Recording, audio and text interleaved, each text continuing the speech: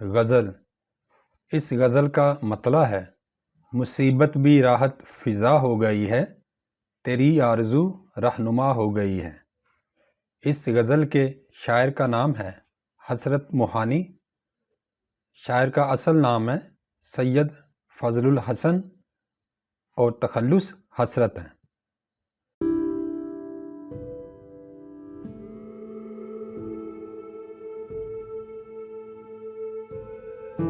غزل کا مطلع ہے مصیبت بھی راحت فضا ہو گئی ہے، تیری آرزو رہنما ہو گئی ہے۔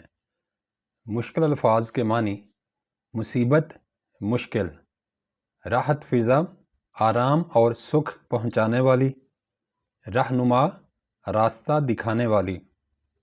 تشریح: شاعر کہتا ہے کہ انسان محبت میں اپنے محبوب کو پانے کے لیے تڑپتا رہتا ہے۔ انسان محبوب کی جدائی کو مصیبت سمجھتا ہے اور اس مصیبت سے چھٹکارا پانے کے لیے وہ ہر وقت اللہ تعالیٰ سے محبوب کو حاصل کرنے کی دعا کرنے میں مشغول رہتا ہے۔ اس طرح محبوب کا قرب حاصل کرتے کرتے وہ اللہ تعالیٰ کا قرب حاصل کر لیتا ہے۔ عشق مجازی کی خواہش اسے عشق حقیقی کے قریب لے جاتی ہے۔ شاعر جس چیز کو مصیبت سمجھتا ہے وہی چیز اس کو عشق حقیقی میں مبتلا کر کے اس کے لیے سچی خوشی کا باعث بن جاتی ہے اور وہ سکون قلب پا لیتا ہے۔ محبوب کی تمنا میں شاعر کو عشق حقیقی کا راستہ مل گیا ہے۔ شاعر کو اس کے محبوب کی تمنا اللہ تعالیٰ کے قریب لیتی جا رہی ہے اور وہ ہنسی خوشی اس راستے پر چلا جا رہا ہے، کیونکہ اس راستے کی منزل بہت خوبصورت ہے، یعنی اللہ تعالیٰ کی خوشنودی۔ شعر نمبر 2: یہ وہ راستہ ہے دیار وفا کا، جہاں باد سرسر صبا ہو گئی ہے۔ مشکل الفاظ: دیار وفا محبت کی گلی یا محبوب کی گلی، باد سرسر تیز آندھی، صبا صبح کے وقت چلنے والی ٹھنڈی اور خوشگوار ہوا۔ تشریح: شاعر کہتا ہے کہ انسان کی جس جگہ پر چاہ ہوتی ہے وہاں پر جانے کے لیے راستے میں آنے والی مصیبتوں کو بھی وہ خاطر میں نہیں لاتا، بلکہ دنیاوی مصائب و آلام بھی اسے سکون پہنچانے کا سبب بنتے ہیں۔ اس کی طلب صرف وصال یار ہوتی ہے اور وہ اس مقصد کے لیے ہنس کر ساری مصیبتوں سے ٹکرا جانے کی ہمت رکھتا ہے۔ یہ شعر دنیاوی عشق کی بجائے حقیقی عشق کی طرف اشارہ کر رہا ہے۔ شاعر کی خواہش ہے کہ وہ اللہ تعالیٰ تک رسائی حاصل کر کے اللہ کی خوشنودی حاصل کرے، اور اللہ تک پہنچنے کے راستے میں درپیش تیز آندھیاں بھی شاعر کو ٹھنڈی خوشگوار ہوا محسوس ہو رہی ہے۔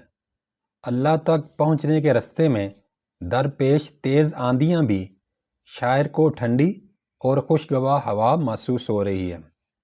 اللہ تعالیٰ سے ملنے کی خواہش اور تمنا نے شاعر میں تکالیف کو ہنسی خوشی جھیلنے کا جذبہ پیدا کر دیا ہے۔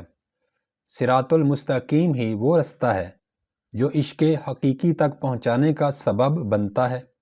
اس راستے پر مصائب تو ہوتے ہیں، مگر جس منزل تک یہ راستہ لے کر جاتا ہے وہ منزل بہت خوبصورت ہے، یعنی اللہ تعالیٰ کا قرب۔ میں درماندہ اس بارگاہ عطا کا، گنہگار ہوں ایک خطا ہو گئی ہے۔ درماندہ قافلے سے بچھڑا ہوا یا جدا ہونا، بارگاہ عطا جہاں سے کچھ ملے، اللہ تعالیٰ کا دربار، خطا غلطی۔ تشریح: اس شعر میں شاعر نے اس حقیقت کی طرف اشارہ کیا ہے کہ اللہ تعالیٰ نے جنت میں حضرت آدم علیہ السلام کو ایک مخصوص درخت کا پھل کھانے سے منع فرمایا، لیکن شیطان کے بہکاوے میں آ کر حضرت آدم علیہ السلام نے اس درخت کا پھل کھا لیا اور اللہ تعالیٰ کے حکم پر حضرت آدم علیہ السلام کو جنت سے نکال کر دنیا میں بھیج دیا گیا۔ شاعر کہتا ہے کہ میں یعنی آدم اللہ تعالیٰ کے دربار سے بچھڑا ہوا ہوں۔ ایک غلطی کی وجہ سے آدم گنہگار ٹھہرا اور اسے اللہ تعالیٰ سے دوری اختیار کرنا پڑی۔ اللہ تعالیٰ کی نزدیکی اور خوشنودی حاصل کرنے کا ایک ہی ذریعہ ہے کہ صراط المستقیم پر چلا جائے اور اپنے گناہوں اور غلطیوں پر سچی توبہ کی جائے۔ انسان کو چاہیے کہ عجز و انکساری سے اللہ کے حضور سچی توبہ کرے اور اس کا حکم مانے۔ اللہ تعالیٰ کا قرب حاصل کرنے کا یہی طریقہ ہے۔ تیرے رتبہ دانے محبت کی حالت، تیرے شوق میں کیا سے کیا ہو گئی ہے۔ رتبہ دان کہتے ہیں رتبے کو پہچاننے والا، حالت کیفیت۔ تشریح: شاعر کہتا ہے کہ اللہ تعالیٰ اپنے بندے سے بے پناہ محبت کرتا ہے۔ بدلے میں انسان کو بھی دل و جان سے اللہ تعالیٰ کی محبت اور اس کی خوشنودی حاصل کرنے کی پوری کوشش کرنی چاہیے۔ شاعر کا خیال ہے کہ اس نے اللہ تعالیٰ کی پہچان حاصل کرنے کے لیے محبت کا مقام سمجھ لیا ہے۔ اگر اللہ تعالیٰ تک پہنچنا ہے تو اللہ کی ذات سے انتہا کی محبت اور عشق کرنا ہوگا۔ شاعر بھی اللہ کی خوشنودی حاصل کرنے کے لیے ہر وقت مگن رہتا ہے اور اس کی حالت دیدنی ہے۔ محبت کو پانے کی چاہت میں اپنے ظاہری بناؤ سنگار کو بالائے طاق رکھنا پڑتا ہے۔ بقول شاعر، سیونی مینو رانجھن آکھو، مینو ہیر نہ آکھو کوئی۔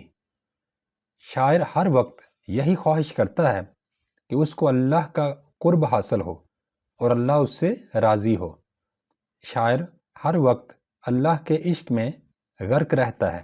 یہی وجہ ہے کہ اسے اللہ کے عشق کے شوق میں اپنی ظاہری حالت کا کوئی احساس نہیں ہے۔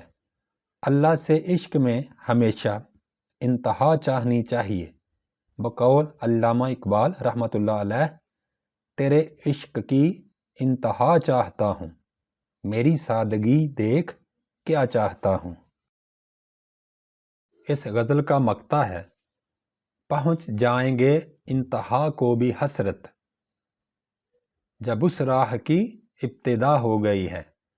یہاں پر حسرت شاعر کا تخلص ہے۔ انتہا کہتے ہیں آخری حد کو اور ابتدا آغاز کو۔ تشریح: اس غزل کے مقطع میں شاعر حاصل کلام پیش کرتا ہے۔ انسان کسی منزل پر تب ہی پہنچ سکتا ہے اگر منزل کی طرف جانے والے رستے پر چلنے کی ابتدا کر لے۔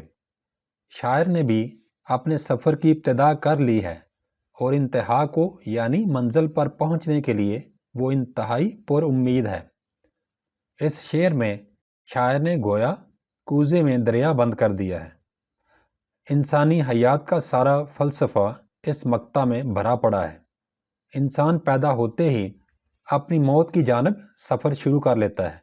کسی کو نہیں پتا کہ کب واپسی ہو جانی ہے، لیکن انسان کو زندہ رہتے ہوئے کوشش کرنی چاہیے کہ اللہ تعالیٰ سے لگاؤ پیدا کرے اور اللہ کی خوشنودی حاصل کرنے کی ہر ممکن کوشش کرے، کیونکہ اگر اللہ تعالیٰ راضی ہو جائے تو انجام کی فکر کرنے کی پھر کوئی ضرورت نہیں۔ شاعر نے اللہ تعالیٰ کو راضی کرنے کی طرف سفر شروع کر دیا ہے۔ جب عشق حقیقی کی ابتدا ہو جائے تو منزل دور نہیں ہوتی۔ اپنی تمام خواہشات کو قربان کر کے اللہ تعالیٰ کی رضا کی خاطر زندگی وقف کر دینا انسانی زندگی کی معراج ہوتی ہے۔ زندگی وہی ہے جس میں کوئی شخص اللہ تعالیٰ کی پہچان کر لے اور اس کی خوشنودی حاصل کر لے۔ شاعر نے اللہ تعالیٰ کا قرب حاصل کرنے کا سفر شروع کیا ہے اور جلد ہی انتہا تک پہنچنے کے لیے وہ پر امید ہے۔